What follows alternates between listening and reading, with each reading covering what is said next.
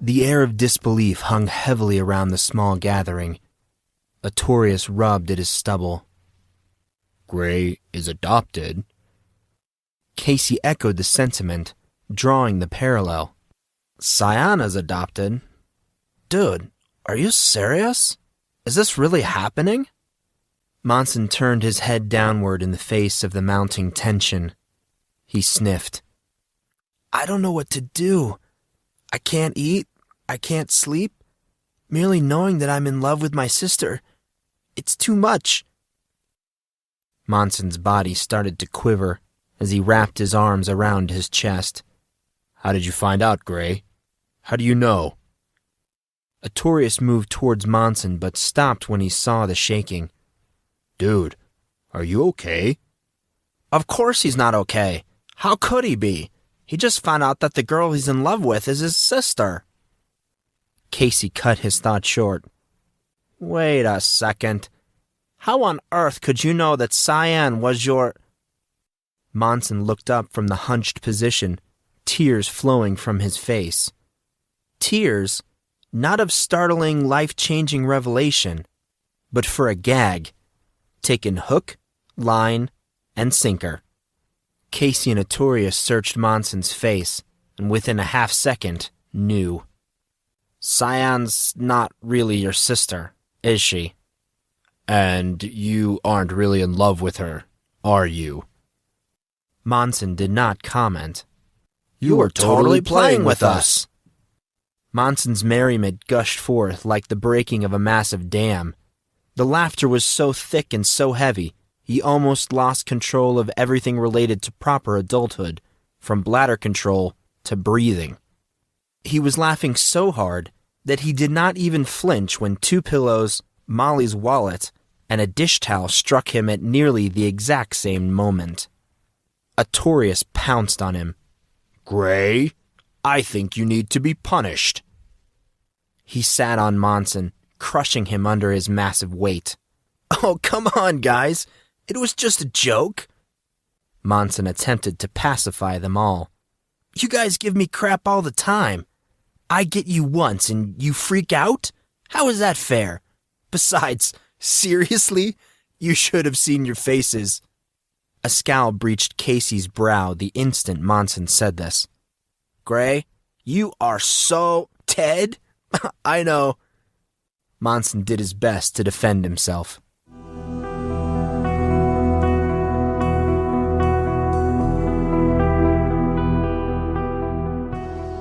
Hours later, Monson awoke in the dead of night.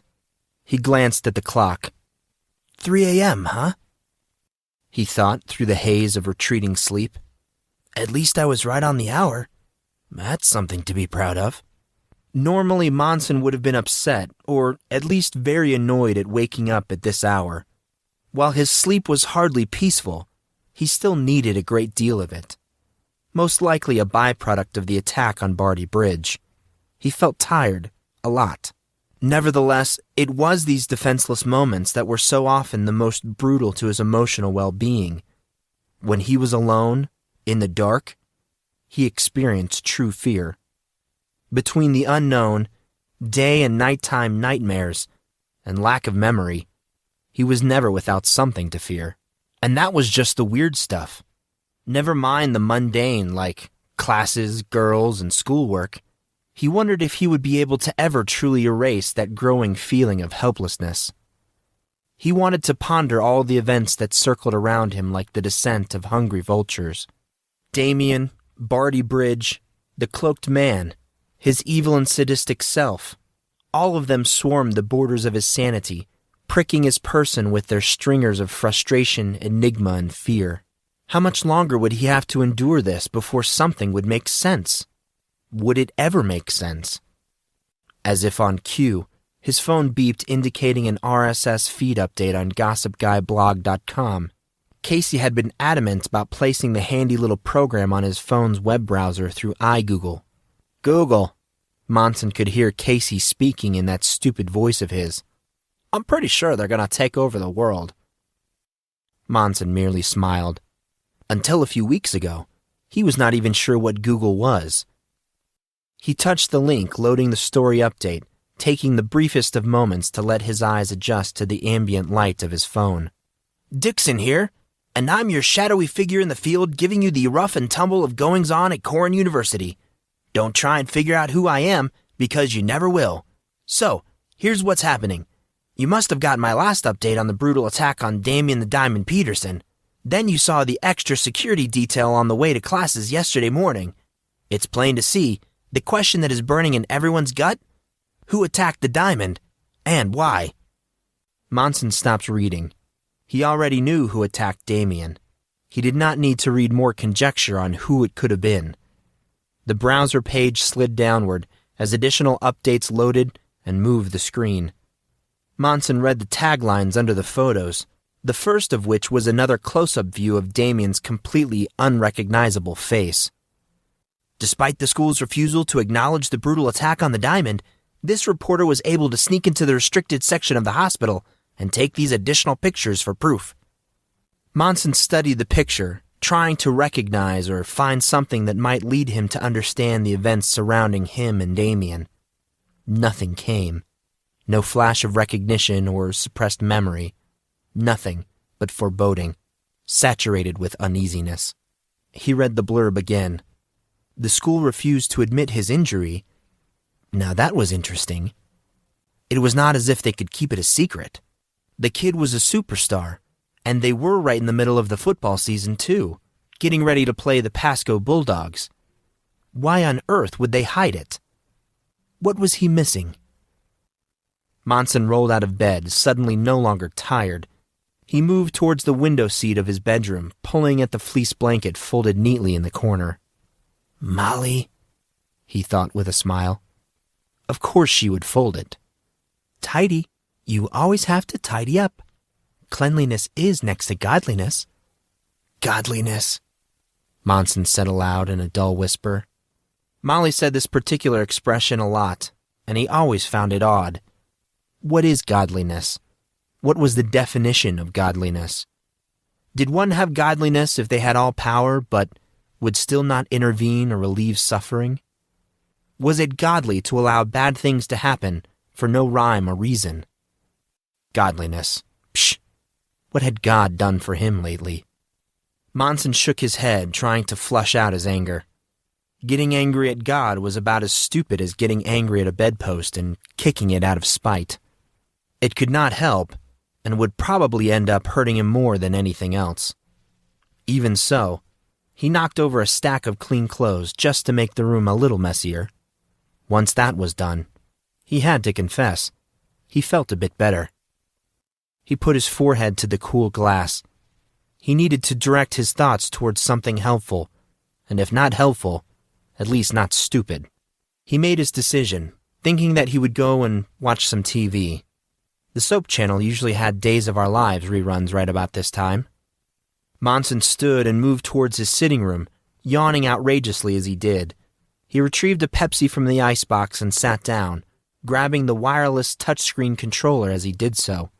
He touched the icon to open the entertainment center. It took him some time to remember how everything worked, realizing now that Casey was the one that usually handled the electronic stuff. After another few minutes of annoying tapping, the TV flipped on. The image of Taurus Green greeted him noisily. He lifted his eyebrow in surprise. It still shocked him every single time something reminded him of his classmate's fame and desirability. Despite the months of knowing her, he still felt the amazement and surprise, as if he were a schoolgirl at a Hannah Montana concert. This time was no different. One could not help but watch Taurus, focus on her. She absolutely lived for the camera, and she did look good doing it. She was especially attractive today. A green blouse with a plunging neckline and a push-up made her look bustier than she really was. Covering her small rounded shoulders was a creamy half jacket that cut off just below the bust. Black pants and green heels rounded off her outfit. An annoying-looking host spoke to her about her new song and video, leaning towards her suavely. The 20-something fool was obviously enticed by the girl and was having a hard time hiding his attraction. Taurus reacted slightly, smiling in a formulated way and even touching him on occasion, but nothing overt that he could take out of context. No, she was too much of a professional for that. Simple movements and gestures, that was all it took. A few more minutes, and the grease-haired host would be wearing a collar and begging for table scraps. Monson shuddered. Now that was a horrible image. They took some phone calls next. A 13-year-old boy from Iowa, absolutely ecstatic that he got through. An 18-year-old high school senior from Idaho, asking about Taurus's tour and new CD. And a 19-year-old foreign exchange student living in California who came on speaking a German-English mix. Taurus took a conversational type of breath, deep, but not so deep that you would choke on your own biological process of converting oxygen into CO2. She let the breath out almost as soon as she took it, her face appearing slightly red. Within seconds, a translator with massive Coke bottle frames was at her side, speaking to the girl in her native tongue. The girl responded with enthusiasm. "Wow, they really do prepare for everything, don't they?" thought Monson. The exchange lasted for a few moments. The camera, however, was edging its way closer to Taurus, who was completely oblivious to the impending close-up.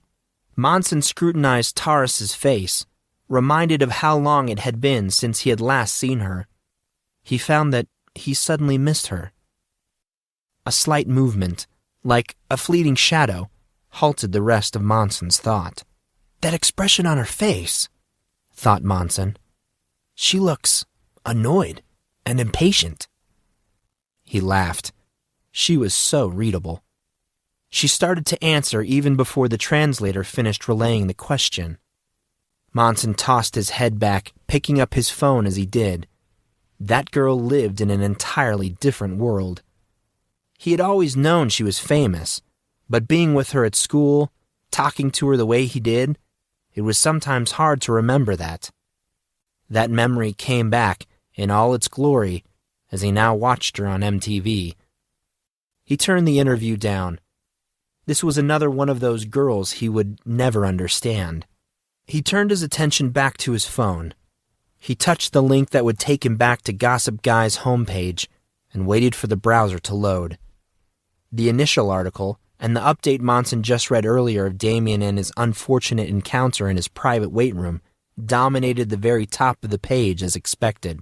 Monson scrolled downwards, hoping to find something more appealing to read about, but stopped abruptly when a picture of Cyan, one that he had not seen before, popped out at him like a deranged jack-in-the-box.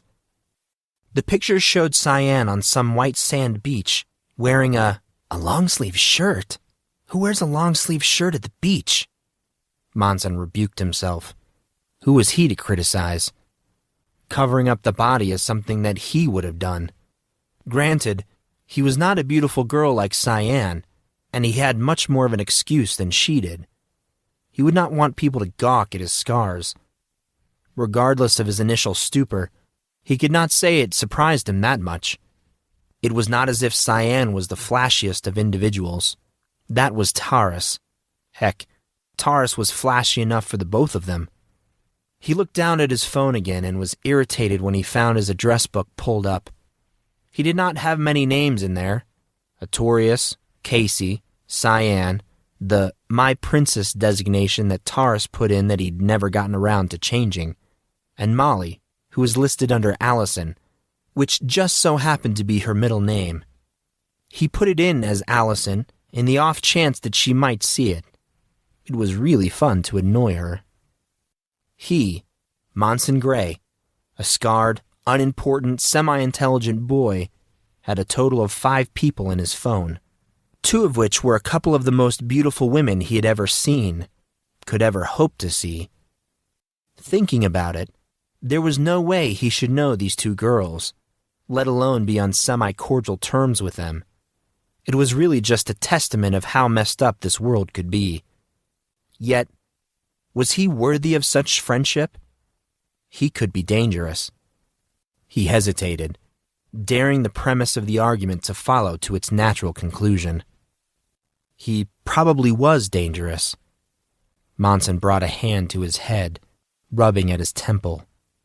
No, not probably. He was dangerous. That was what he had to assume. There was no other way around it. He could no longer pretend that there was not something seriously wrong with him, not if there was a chance that others would be hurt. The tracks of that train of thought forced him to do something that he really did not want to do, that he never thought he could or would do. Except, that was then, this was now, and it had to be done. Resolution enforced, he tapped the new message icon on his phone. He clicked the contacts button, waiting patiently for his minuscule list of friends and quasi-family to load. He selected Cyan's name and started to text her, avoiding the cutesy abbreviated language he used with Taurus. "Hey, it's me." He stopped almost immediately. "Hey, it's me?" What a stupid opening line. How was she going to know who it was if he said, "Hey, it's me"? Dumb.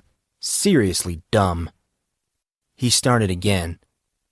"Cyan, this is Monson. Listen, I'm sorry I'm texting you. I got your number from Kylie. Long story." He stopped a second time. Okay. So far so good. Now how was he supposed to phrase this? He thought a lie was probably the best way to accomplish his design. If it worked with Cyan, it would probably work with Taurus. "I don't know if I've given you the impression that we are friends or something, but I get a lot of unwanted attention because of you. I'm sorry, but do you think we could just avoid one another in the future? We're different people from different worlds. It just wouldn't work. I don't want you to get hurt. I'm sorry. Later, Monson Grey." He sent the message, ignoring the strange bout of apprehension welling up like a knot in his throat. He thrust the feeling aside. This was for the best. Really, it was. He would send a similar warning to Taurus. It was not like she would be broken up about it. She was a rock star, after all. He wanted to take similar precautions with the others. Artorius, Casey, Molly, and even Brian. That would not end well. He knew his friends well enough to know that they would tell him to piss off before they would listen to anything about staying away from him. He would have to think about that one. Just as he started his message to Taurus, a little envelope flew across his screen. It was from Cyan. Monson literally did a double take, which up until then he would have considered corny. It was like 4 a.m. There was no way. He opened the message, attempting to steady his slightly trembling hand. "Monson, we'll talk about it later." "We'll talk about it later?" He hit reply. "Did you not understand? There's nothing to talk about." He tapped the send button, and another envelope came swooshing across his screen within a couple of minutes. "Like I said, we'll talk about it later. Sweet dreams."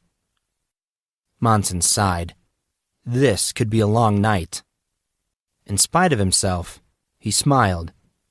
"Stubborn girl," he thought. He tapped the reply button again.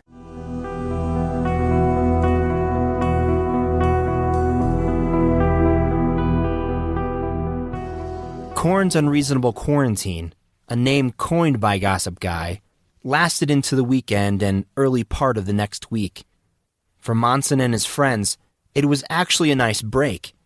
Monson was not one to be out and about anyway, and he had the opportunity to catch up on some anime and movies that he'd been slacking on. He started an anime by Kubo Tito called Bleach, which he absolutely fell in love with. He only saw about 10 episodes, but it hooked him, taking him in like a band groupie.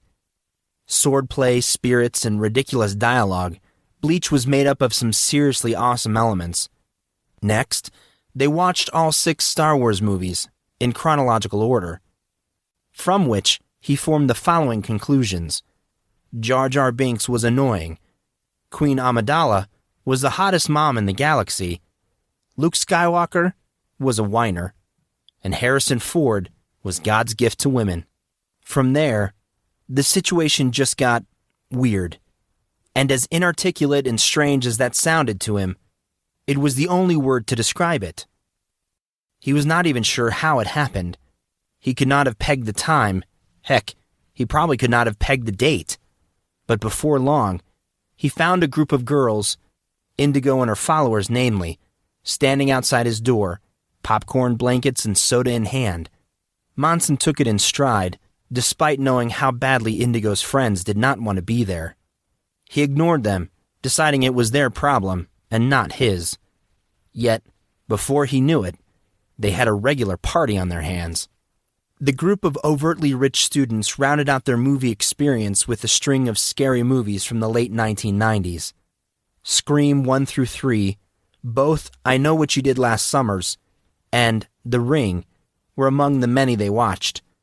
They followed up with a couple of random, distinctly less popular movies, starting with The Candyman and The Blair Witch Project, neither of which Monson liked very much at all, especially The Candyman. He was never going to be able to go to the bathroom by himself again. They finished up their marathon with The Haunting, which was a personal favorite of Casey, though Monson was having a hard time understanding why. The conversation that followed was entertaining. Even days later, Monson could not get it out of his head. It all began when Indigo started complaining about that last movie. "And why did we have to watch this?" Indigo sipped at a bottle of Coke Classic. "Of all the movies that we could have wrapped up with, we had to watch that one?" Yeah, Case. I've always wondered why you like that movie so much. Artorius shifted uneasily in his seat. Sitting next to Indigo was making him happier than a fox in a henhouse. At that point, the small group focused their attention on Casey.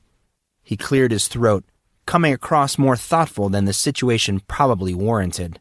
"Well, first, it should be said that the book is great. Written in the 60s and still one of the best horror novels out there." Casey stood and adjusted his warm-up pants. He moved to the Blu-ray player, removed the movie, and placed it back in its case. "I don't know why I'm so attached to it. Maybe it just reminds me of the novel, so I look past its faults. I knew we should have watched Hope Floats. But here's the thing." Casey rolled his eyes. "Now that's a horror picture if I've ever seen one."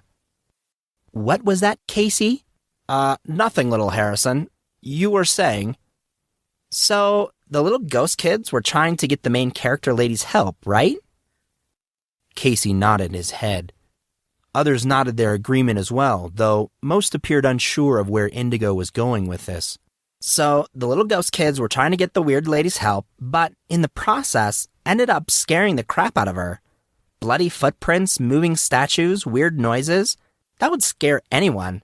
Doesn't that seem stupid to anyone else?" Monson had not thought of that. It was true. The ghost children were a major plot point of The Haunting, and of course, the kids ended up being good in the end. They were just kids after all. Nevertheless, now that he thought about it, he could remember seeing similar storylines in many of Casey's animes. It was actually something that always bugged him. Casey did not seem to understand what Indigo was getting at. "What do you mean, Indigo?" "I mean, the little ghost people are trying to get help. So, why would they think that scaring the crap out of the lady, would further their cause in the slightest?" You know, she brings up a good point. Artorius beamed at Indigo. They should have been like, "Okay, we're ghosts. We realize this, but you're the only person who can help us, so don't freak out." Laughs broke out as Casey started to answer. "You two have no taste at all. Let me explain this to your goofy selves." Casey settled back in his chair. At the same time, Monson stood and moved towards the bathroom. No one said anything, but he could tell there were a few watching his retreating backside. He closed the door to his bedroom, thankful to have those searching eyes off him. Ignace had been watching him all evening, and it was starting to get old. His visit to the porcelain god was not that urgent. He just thought now would be a good time for reprieve. Casey and his movie madness could be a bit on the overwhelming side at times. Movie watching was very simple for Monson. He watched and either liked it or did not. It was not that complicated. The constant discussion of character development, plot lines, and interpersonal relationships fell beyond his interest or understanding. Despite all that, he felt inclined to humor Casey, as he loved that stuff, and Monson did have to admit that sometimes, even he could get sucked into the conversation. Monson finished his business in the bathroom, turning on the faucet as he moved in front of the mirror. He washed his hands vigorously, letting his hands enjoy the warm water, desperately trying to look anywhere but straight ahead. He could not help himself. He had to look, even for just a moment. Monson's big blue grays searched the surface of his own visage, starting with the concaves of his own eyes. They had not changed. They were the same blue-gray they had always been. Next, his line of sight traveled down the riveted lines of scar tissue that danced across his facial landscape. Ugly, hideous, and disgusting, but at the same time artistic and symmetrical, as if every line and groove was carved purposely. Monson looked away from the mirror. He was such an idiot. Was he so desperate to find something, anything to be proud of? So determined that he would try to find beauty where none existed? No, he was not that impetuous. He walked away from the mirror, fighting the sudden urge to punch the reminder and shatter it into 1,000 pieces. He had no answers. He had no relief. He only had darkness. Dangerous, elusive darkness. Casey's pitching voice met Monson as he walked back into the room. You guys just don't get it. It's not like the ghosts have a manual for communicating with the living. They probably don't know any better than humans how to make contact. So they do the best they can, and sometimes it comes across a bit creepy. Not only that, you have to remember that there were two sets of ghosts fighting against one another. That could have made it much harder to make contact. Monson stopped dead in his tracks. Two sets of ghosts? They probably don't know any better than humans? Monson thought. It was time for another official declaration. Casey was a genius. An absolute genius. That was it. That was his answer.